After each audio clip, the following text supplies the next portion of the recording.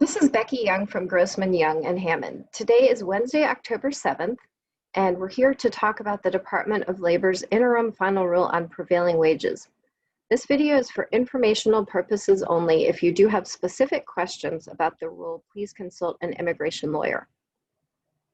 On Tuesday, October 6th, the federal government announced two dramatic changes impacting H-1B visas, which are the primary work visa category used by U.S. businesses to sponsor professional foreign workers, as well as PERM or labor certification, which is the primary green card category for employment sponsorship.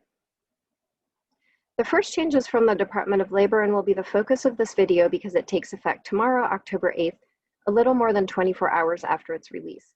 The second change is from the Department of Homeland Security, and we will address it separately since it does not take effect for 60 days until December 7th. The DOL rule is what's called an interim final rule, which means it will be effective immediately upon publication tomorrow, October 8th.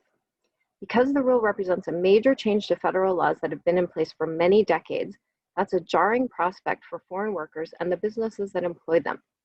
From a legal perspective, it's disturbing that the administration is making a drastic change to a law that impacts over 500,000 foreign workers, their families, and their employers with basically 1 day's notice. DOL is justifying the sudden change as an economic necessity due to the COVID pandemic. In my opinion, this rule goes well beyond what is reasonable and will almost certainly be enjoined or temporarily put on hold by a federal court. Until that happens, we can expect a lot of confusion when it comes to H-1Bs and PERMs.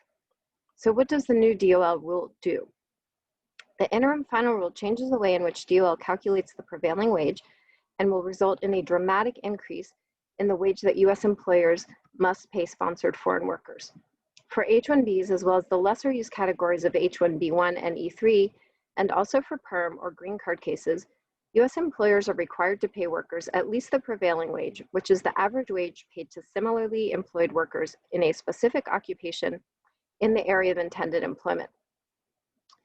The current administration has expressed a long-standing concern about entry-level wages for foreign workers, taking the position that low-wage foreign workers are stealing jobs from U.S. workers.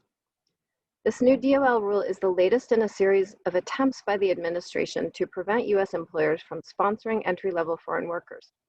DOL's position is that its current system of calculating prevailing wages, which was developed years ago, is inaccurate because it is skewed to result in lower wages. To understand how the new system will work, we need to look at DOL's current prevailing wage system. That system, which is located at flcdatacenter.com, FLC is for Foreign Labor Certification, gets its data from the OES, or Occupational Employment Statistics Wage Survey.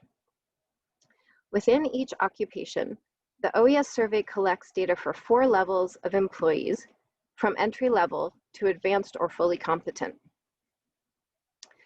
Although the H-1B program under longstanding federal law is based on the premise that a bachelor's degree is the minimum requirement for entry into an occupation, the interim final rule is based on the premise that an individual with a master's degree is the appropriate comparison for entry-level workers for purposes of determining the prevailing wage. DOL states that the possession of a master's degree is a better proxy for specialized knowledge than is possession of a bachelor's degree for purposes of its analysis.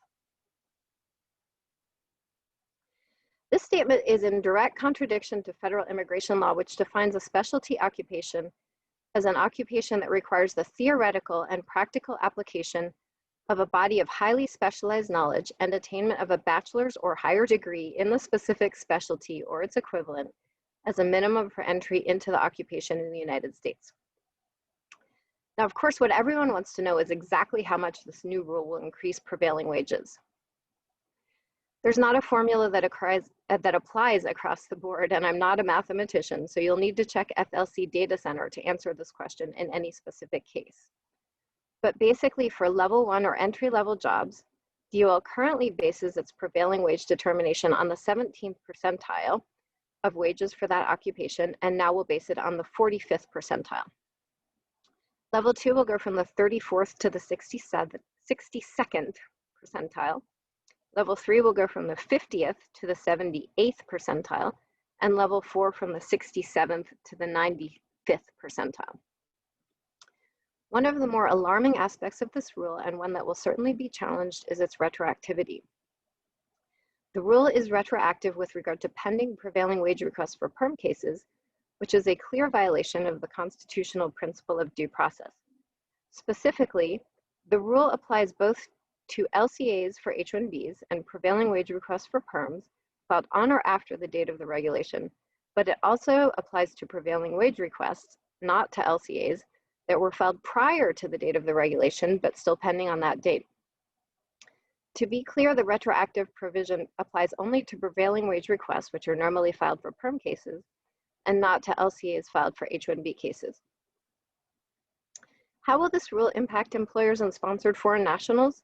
To reiterate, the impact of the rule will be an immediate and drastic increase in the prevailing wage required to be paid to sponsored foreign workers in the H1B and PERM categories, as well as the H1B1 and E3 categories.